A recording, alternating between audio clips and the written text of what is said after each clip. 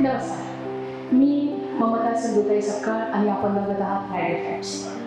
आपल्या सगळ्यांना माहिती आहे की मानवी आयुष्यभर आपल्या भाषणांमधून झोळी फिरवून पदर गोळा केली आणि हजारो अनाथांना आपल्या पदरात घेतलं, त्यांना वाढवलं, मोठं केलं.